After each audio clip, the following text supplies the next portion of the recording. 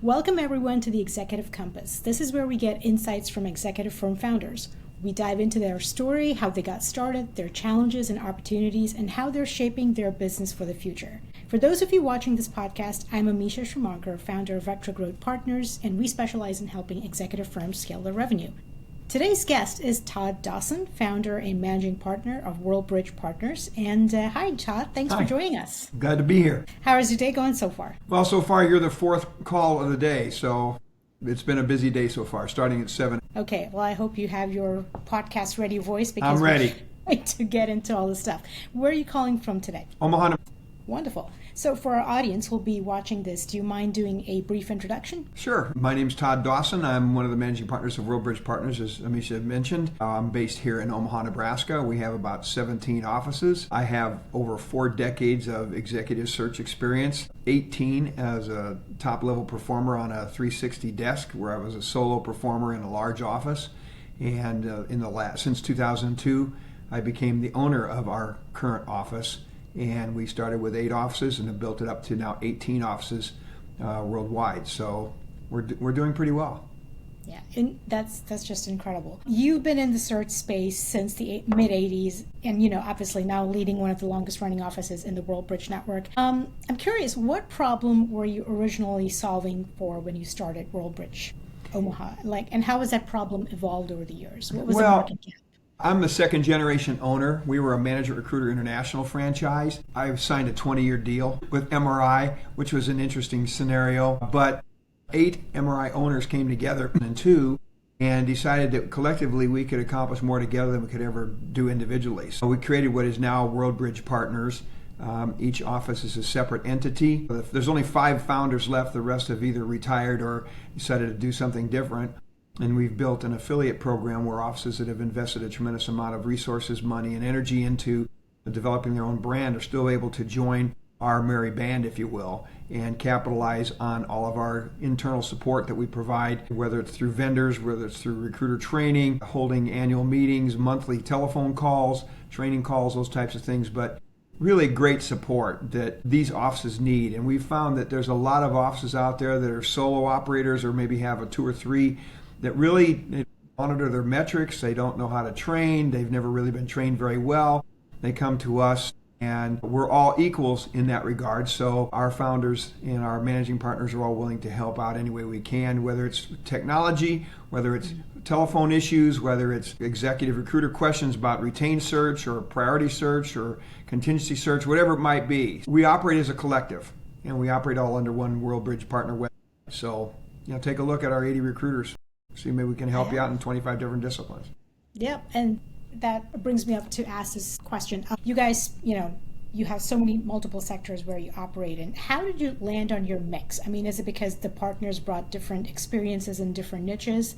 How did you learn where you wanted to focus, or that just got developed over time? That's a great question. Each one of the original founders ran offices operating in different sectors, if you will, different disciplines. We actually at that time operated in 4 different disciplines. Now we're down to 2 where our expertise is really good. When you're looking to join WorldBridge Partners, we make sure that you're not a competitor of ours. Okay? We don't want offices competing with each other. We want a collaborative attitude. And so I just brought an office in from Idaho within the last month or so, and he is doing nothing but high-level IT project managers. Well, no one in WorldBridge Partners does that, and so he complements our efforts. But what that allows us to do is any other office that needs an IT person with that kind of background can reach out to that particular office and create splitting opportunities for us. So we really came together all operating in different entities, but we also, this kind of bleeds into how we operated our database. We thought we'd come in as one giant database. We'd all share. Well, we had a couple of recruiters that decided to pirate the database, and so that didn't work out too well. So we decided that we were going to silo our industries individually. So, for example, financial services, we have 5 offices that work in financial services. They share a database, okay, but nobody else has access to it, okay? So we have an office that works in aerospace. No one else does that, so they're siloed in their own database. And that prohibits from bad actors to come in and pirate the database and sell it, and it creates all kind of legal issues and problems for us. we decided we needed to protect ourselves that way. It's very easy. There's so many disciplines out there. I mean, if you start talking healthcare, well, we need to dissect that down. You know, how big is healthcare, right? I mean, you've got hospitals, you've got providers, you've got vendors, you got, you know, I mean, there's multitudes of openings, multitudes of titles and that type of thing. So we could have, 10 recruiters working in healthcare and never bump into each other. But then they can create a situation where there's opportunity between the two of them to do business together. Insurance is another one. Automotive, I mean, there's a lot of industries that have these huge umbrellas that are just massive, and you could have two recruiters working in the same industry and not even close to each other. Yeah. But it does create opportunities if they're doing a good job to ask about other opportunities within the organization that maybe they don't work on, that they can refer to someone else, and everybody wins. It's a pretty neat system. I mean, my head can't even wrap around like how many employees and how many offices. Well, we know the number of offices, but how many employees under this umbrella? And how do you guys do you meet? What is it? Once a year, once a quarter? What is that? What does that team culture look like at WorldBridge? We do have an annual meeting where we bring in all of our recruiters and all of our managers and all of our partners. It's a training meeting. Last year we had a guest speaker. His name was Tom Ryan. He's an author of a book called Chosen Suffering. He's also the Ohio State wrestling coach who's won national titles and just a fantastic book. He was our guest keynote speaker this past year. We only spend about a day in training or you start losing people. So we come in the night before, we have a dinner together, we have a full day of training, burn everybody's brains out, and then the next day, if they want to stick around in Chicago, they can play golf. We have a monthly training call, and it's really not just about training. It's where people it's an open forum where they can bring problems, issues that they're dealing with and get some experienced answers and responses and maybe some solutions to their situations from some experienced people that maybe haven't, maybe with the questions, they haven't experienced this kind of issues before, right? We have an office that does nothing but contingency work, and all of a sudden you get asked to do a retainer. I didn't have a retainer contract. So, many of our offices have those, so it was real easy to plug and play. So it's kind of an assist. And then we have award trips where our top performers get together, and usually it's down in the Caribbean or into Mexico or something like that, and that's usually in the spring when everybody's freezing to death in the Arctic tundra that comes sweeping across the country. So we have those meetings, and then of course, interestingly enough, we have a couple of social things that we do. We have a fantasy football league that covers about half of our offices and has a lot of recruiters involved in, and it creates synergies and creates a lot of camaraderie that way. As a matter of fact, I saw an email today about a couple of guys going after each other pretty good about who predicted they were going to win the division, who wasn't. But the interesting thing about WorldBridge Partners is our people like hanging around together, and I think that's a reflection of our leadership because the leaders all like to hang out with each other. We don't have any bad actors. If you're a bad actor or if you don't play well with others in our sandbox, then you're not going to be in WorldBridge very long. And we've only had that happen to us on one occasion, and that was back in 2004. Mm-hmm. So we're very selective. If someone wants to join us, they have to fill out a long questionnaire. They have to interview with all the managing partners and get a thumbs up, and it needs to be unanimous. If there's one blackball, they don't come in. Simple as that. So we kind of protect we have guardrails up. We kind of protect ourselves that way. But frankly, in the 23 years that I've been one of the founders here, we've only had one instance where we've had a conflict. And that's because of our vetting processes that we go through. Got it. What's the culture like at WorldBridge Partners? We are really good. We are very high-level professional executive search consultants. We have a really high level of tenure, okay? And so not only is there camaraderie, and I don't want to say, the old saying, we play hard and work hard. Everybody works hard. Okay, everybody works hard, but we all speak the same language.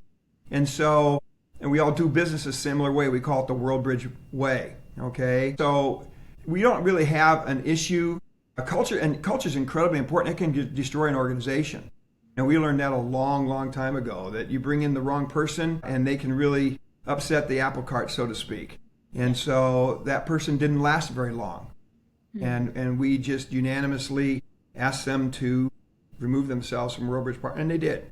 So culture, I would say it's friendly professional. Got it.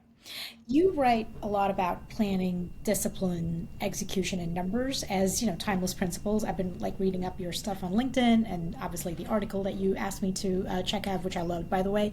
Looking back, in your tenure, what surprised you most about how these fundamentals have or haven't changed over your career? One fundamental that hasn't changed, but interestingly enough, not very many people pay attention to it, is monitoring their metrics. It's amazing to me how many offices have no idea what their metrics are. And we use those as diagnostic tools to measure where our recruiters are succeeding and where they're not reaching their own goals that they set for themselves. So that's been a big change for a lot of offices. I just talked to a guy today that had never even thought about monitoring how many phone calls he made or how many reaches he made every day. You know what I mean? And it's astounding to me, but that's a constant. Another constant, and I just made this post on LinkedIn recently where it got 33,000 responses about how young recruiters don't like the telephone. There's call reluctance. And you still have to talk to people. It's still a relationship business. And I remember when Monster came out and everybody was running and hiding because that was going to destroy executive search. And then it was Career Builder and that was going to destroy us. And LinkedIn was going to destroy us. And all these internal recruiters are going to be, taking our jobs away from us, eliminating opportunities for recruiters to work on it, which is a lot of baloney because they can't do what we do. A professional search consultant can go places and do things and ask things that other people don't even think about.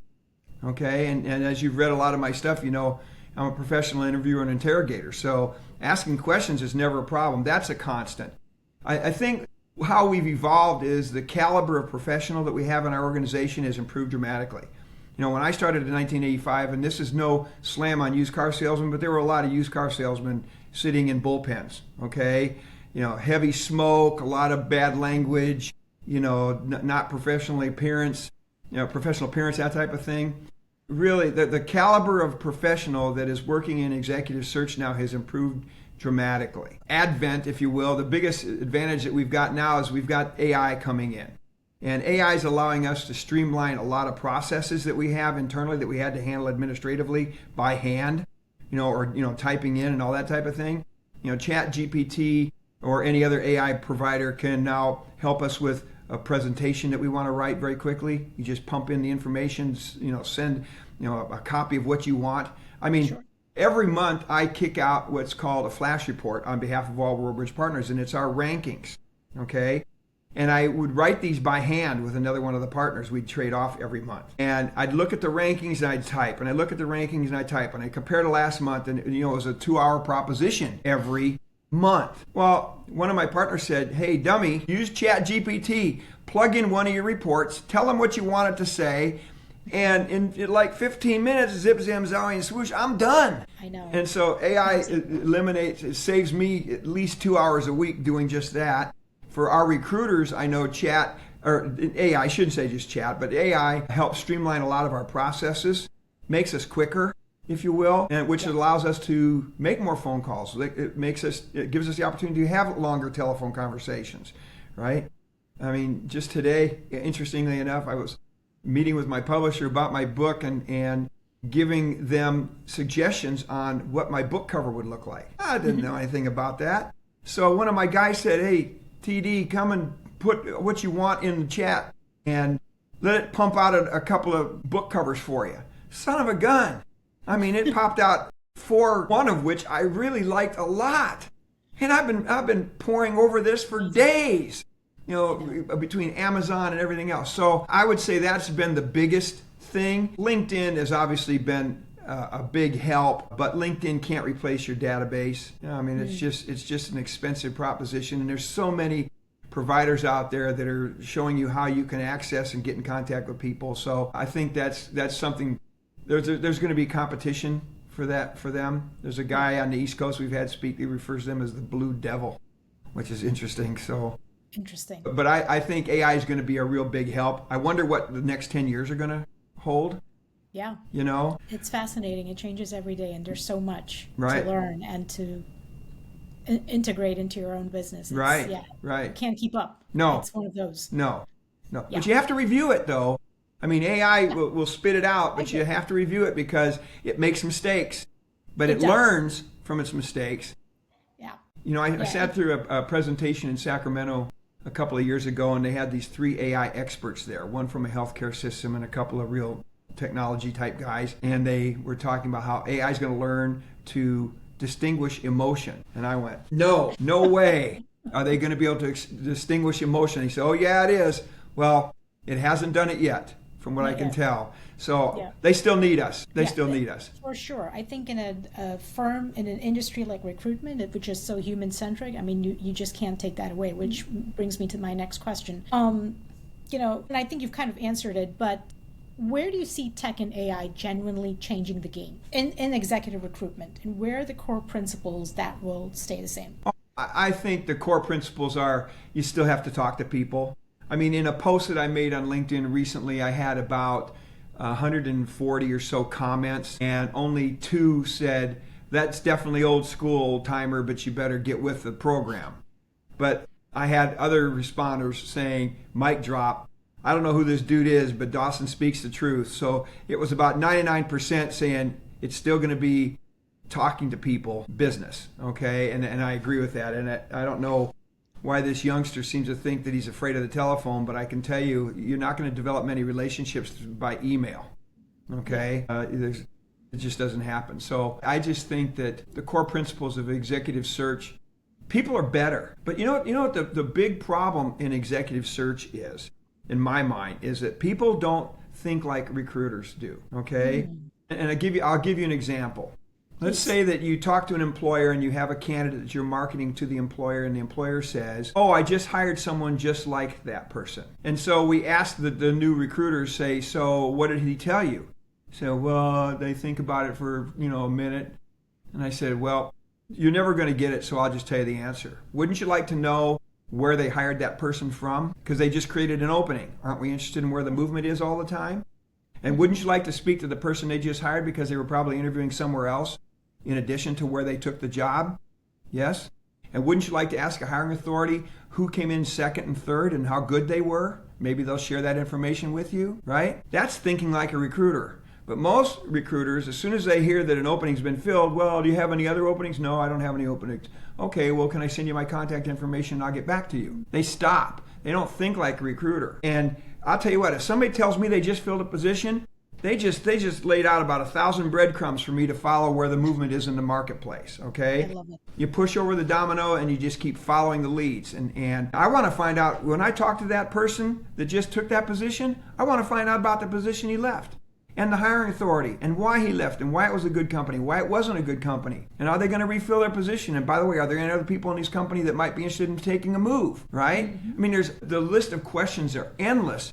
And I think what happens now is, back in the old days when all we had was yellow pages and 5x7 cards, you had to hone your interviewing and investigative skills exhaustively to identify other people to talk to. And now people rely on online stuff too much, and they don't think like a recruiter, and they miss opportunity to move faster in the marketplace. I think that's the biggest problem. Yeah, I think what I would like to add to that is that I think you always need to have relentless curiosity also, because if you just stop, and like you said, to your point, what if that happened? Where did they work before, and why did they leave? And it's just those questions you need to kind of train your brain to keep asking, keep digging. I think that's what's missing. I think all right, I guess that that hole is filled. I better guess where else should I go, and right. What other holes can I fill, instead of asking what are the other questions, and right. Just have a curious mind is a thing.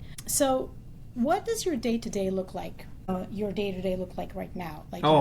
It feels like there's a lot of mentoring. You create content, you have a podcast, you have a book coming out. There's a lot of mentoring and coaching and all of that. So tell me how that. My days are different now. I have 2 younger partners. Both of them have been with me. One's 12 years and one's 13 years.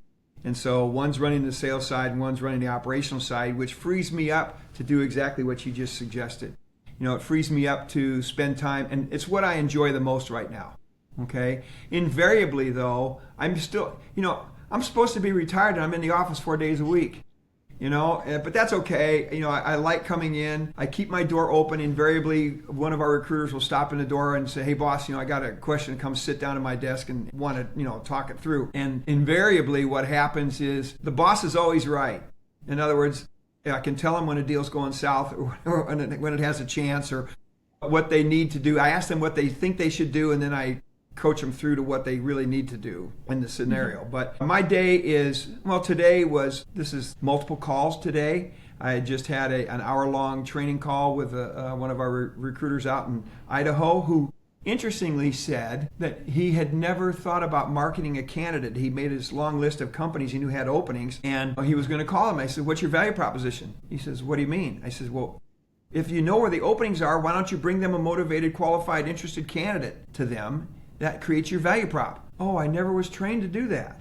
I said, "If you got the needle, man, go find the haystack. You know what I mean?" So I spend a lot of my time doing that. I spend a lot of my time continually talking to offices about joining WorldBridge Partners. It's not a good fit for everybody. I mean, I just talked to two really good friends of mine that run very large offices. I mean, we're talking, anywhere from 18 to 40 recruiters.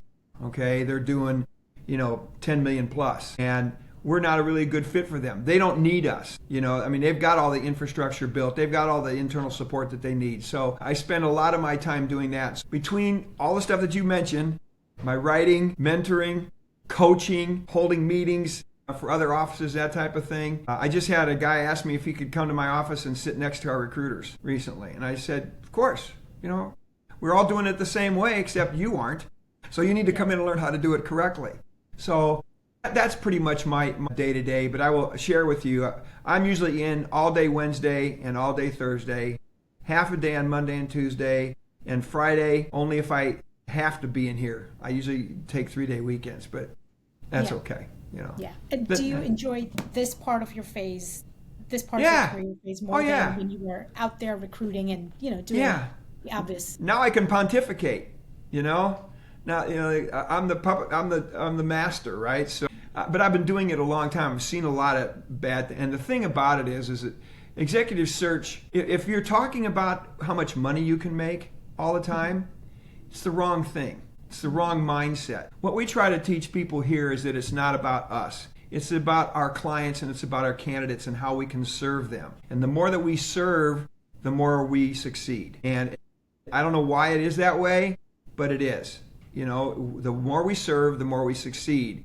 And if you recognize that you have a candidate that has two opportunities in front of them, one of them is yours and one of them is one they found on their own, and you know in your heart that the one that they found on their own is better for them, and you can tell them that, it doesn't hurt them nearly as much. Why? Because you did the right thing. And one of the statements that we have around here is you can never go wrong doing the right thing. You can never go wrong doing the right thing, right? And so that's one of our foundational principles around here. And so sometimes we do everything right and we still lose, right?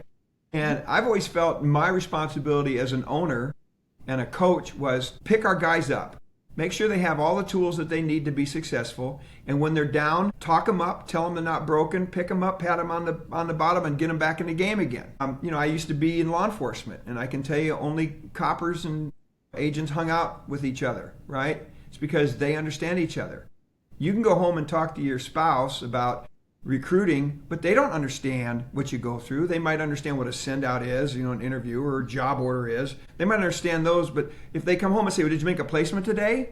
They don't understand that. And they certainly don't understand the anguish that you go through when you worked really hard on a situation between an employer and candidate and it doesn't come to fruition. It can be really debilitating. What other another recruiter understands that. So it's almost, I don't want to say it's a cult because it's really not, but it's a peer group of support that understands what you go through. And we lose more than we win. But that's okay. That's okay. Get back in the game. Yeah. Yeah. Exactly. Yeah. What are the levels of career progression at WorldBridge Partners? Great question. When I came into the business, it was the boss and the recruiters. That was it, right?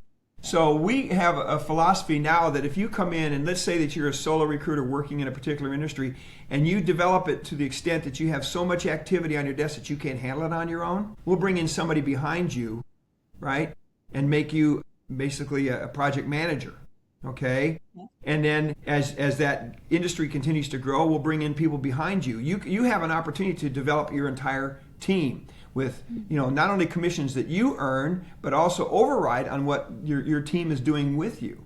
But you know what? The best job in the world, frankly, really, seriously, the best job in the world is being on your desk all by yourself with nobody to bother you. You just do your job. You make your, I mean, Dream situation. when I bought this business, I had an attorney call me, the franchisor call me, I had an accountant call me, and I had the IRS call me all on the first day, and I'm trying to run a desk where I did $800,000 the previous year.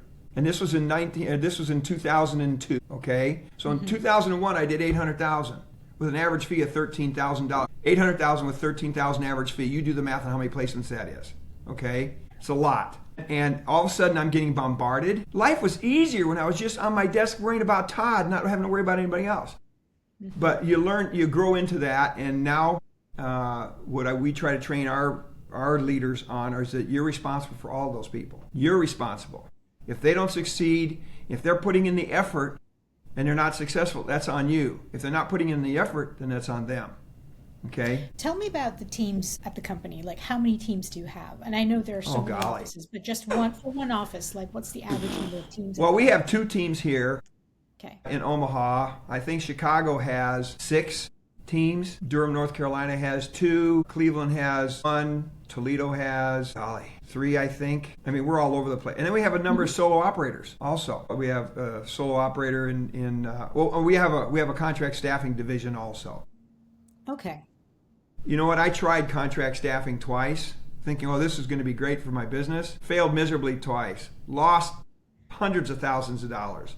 Really? Why is that? I don't know anything about contract staffing. I'm a permanent guy. And finally, my Chicago manager, whom I trained, says, TD, do what you do best and forget about trying to do something that you don't know anything about. I go, yeah, I should have thought of that $600,000 ago, you know? So now we've added an office out in Sacramento called ClapSelf that does all of our contract staffing. And interestingly, if we send an IT person to them and they place that person and stay on contract, they split the commission with us 50-50 for 3 years. Nice. Yeah, pretty sweet.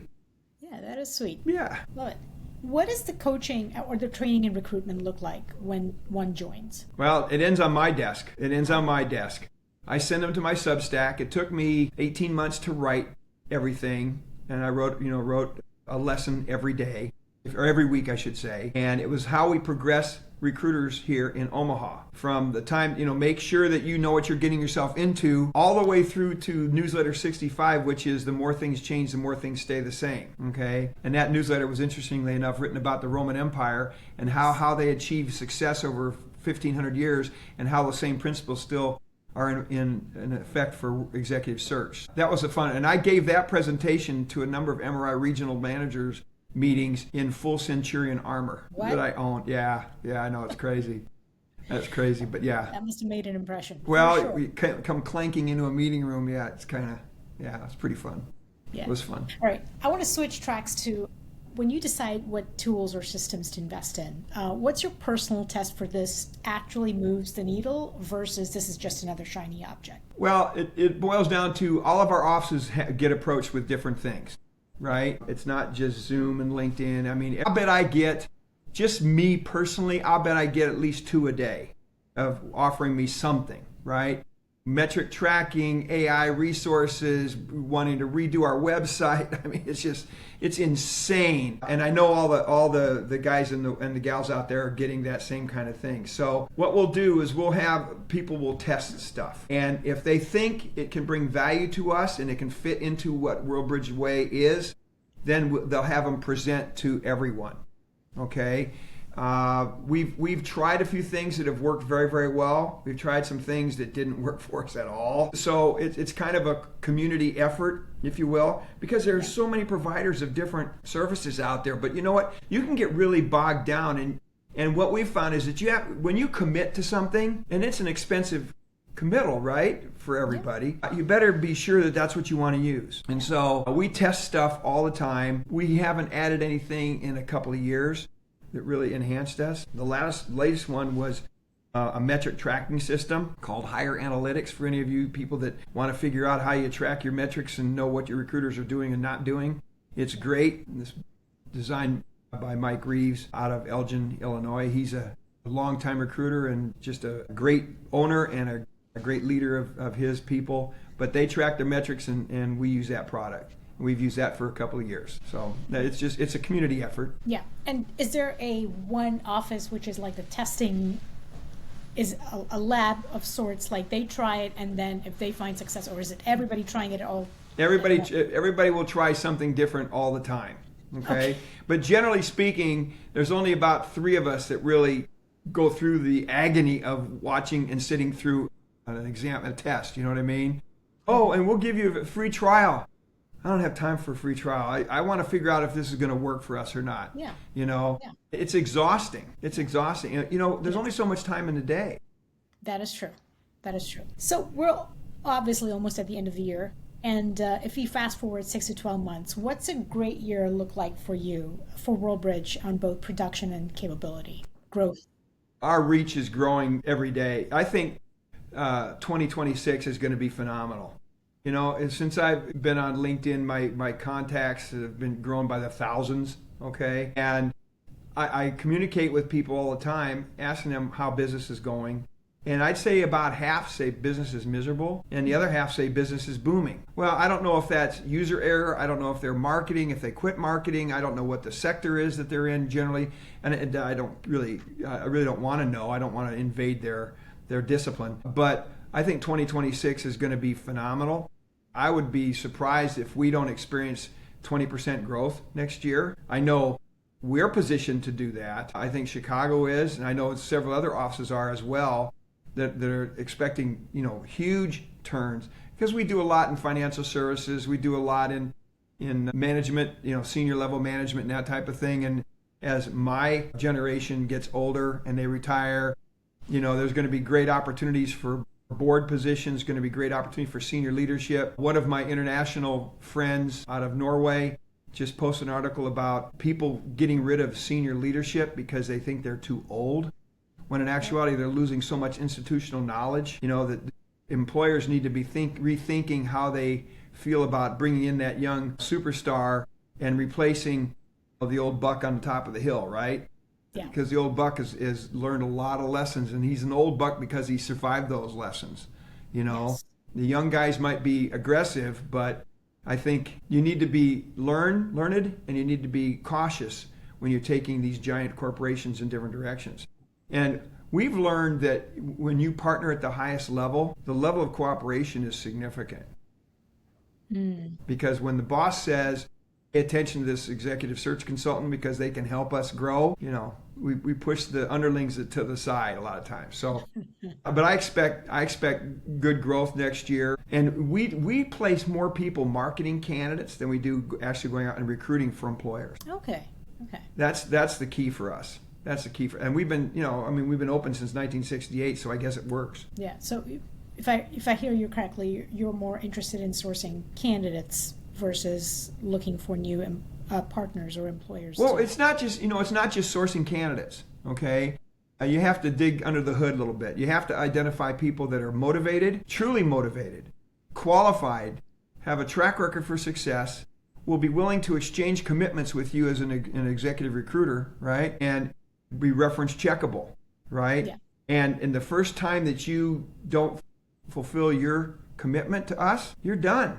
We don't have time, you know? Yeah. So we continue to improve our interrogation skills. For example, someone says that they have a 2-hour commute each way from New Jersey into New York, right? They got to take a car to the train, take the train into the city. From the train, they take the subway, then they walk to their office. 2 hours each way, right? And you're the recruiter and you present them an opportunity that's going to reduce their commute in half. So instead of 20 hours a week, it's 10 hours a week, right? Sure. And so you as a recruiter, you assume that, wow, I'm going to give this guy, you know, I'm going to reduce his commute. That's his motivation. No, the motivation is, what are you going to do with those extra 10 hours, Mr. Candidate?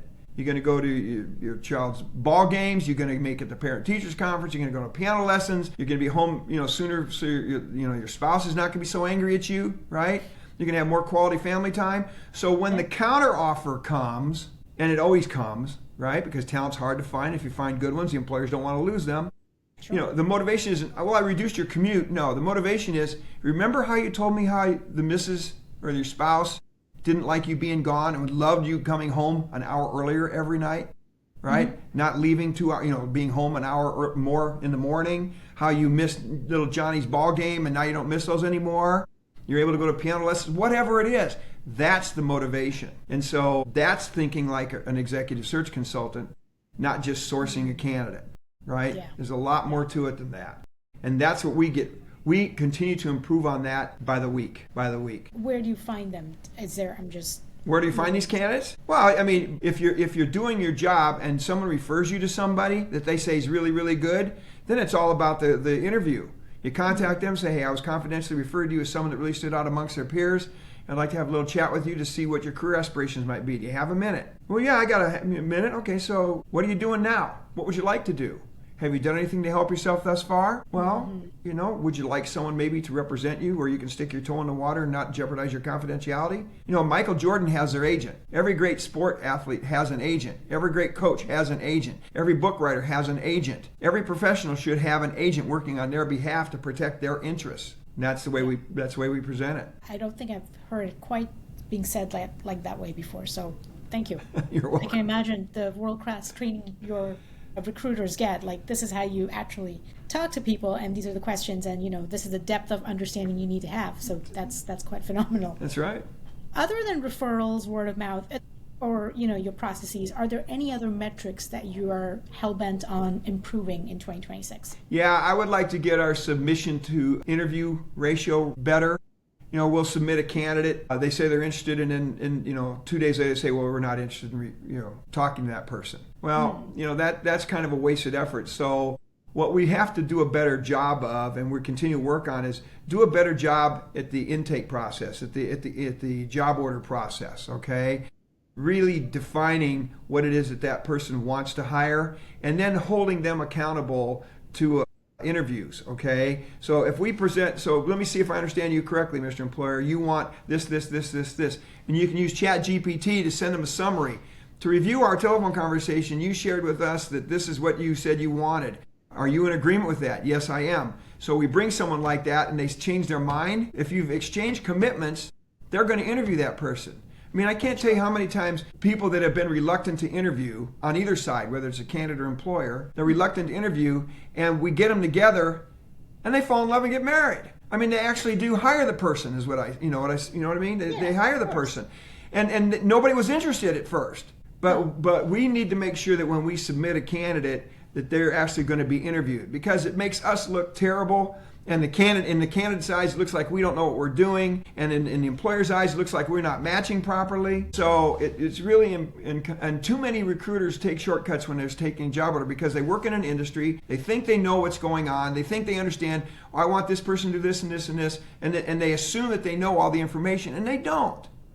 And so you have to be exhaustive in making what we're doing is we're exhaustive in our questions to protect our time so that we're not wasting our time doing things that aren't going to move forward. Yeah. We lose enough all by ourselves when we do everything right. We don't need to waste our time doing stuff wrong, right? I mean, it's like if I came to your house and you said, I want this shade of color in your bedrooms, and all of a sudden I'm off a half a tint, you got to do it over again, Todd. Well, that's no good for me. It's no good for you. It's no different for the candidates. It's no good for the employers. So you have to be really sharp on the front end. And that's what we continually work with, because being an executive recruiter is managing chaos. Your desk is chaotic, and you got emails calling your name, and you got internet research that you want to do, and you got your LinkedIn open, and you got you're trying to making phone calls, and you're trying to interview this candidate, and all of a sudden you got a candidate calling you that has an offer that they want to talk to you about, and then you got an employer that you tried to reach yesterday, it's returning your call, and you're right in the middle, what are you going to do, right? So it's a matter of doing things right, and that's, if you read the newsletters you saw, develop a habit that becomes a routine, and compartmentalize tasks to allow yourself to be more efficient. Mm-hmm. And, if you're going to go work out, you don't go swim for 20 minutes and lift weights for 20 minutes and then go stretch for 20 minutes, right? You don't. You do it all at the same time. Well, if you're going to make marketing effort, you do it all at the same time, every day. Yeah. And that's why I was so good, is because I had the mental discipline that if I got off track, I knew it in 15 minutes I was off track and I get back to plan. A lot of recruiters, they're off plan for 2 or 3 days and then they finally come back. Yeah. Yeah. And especially when nothing's going right. No, totally. It's like squirrel all the time, right? Yeah. No, absolutely. I mean, you and I, we can talk forever, but I just want to ask you this. When does your book come out? Yeah, I'm hoping Q1 next year. When? And what is it called? It's Think Like an Elite Recruiter. Think Like an Elite Recruiter. Yes. Fantastic. And where can our audience find you? I know you have a. Please point to your LinkedIn. Your Well, they can go to newsletter. LinkedIn. They can go to Substack and under the WorldBridge Way, and read all my material there. I post daily on LinkedIn excerpts of different topics, conversations that I've had where we'll take snippets of conversations or training sessions that I've had and post those. And then we'll have the book out on Amazon here in Q1 sometime. And I don't even know what color it's going to be yet. That my publisher's bugging me. What's it going to look like? And it's like, I don't know. Tell me what Did it's you ask supposed to look like. ChatGPT? Yeah, well, I sent that to them. I don't know what how they'll respond to that, but Yeah. we'll Yeah. see. But I'm excited about it. I'm excited about it. Awesome. That's just fantastic. Well, thank you for this amazing conversation, all these great insights, and I've just truly loved our chat. I've learned so much, and I hope our audience has too. Well, that's terrific. I appreciate it. Thank you very much for having me. Yeah, thank you.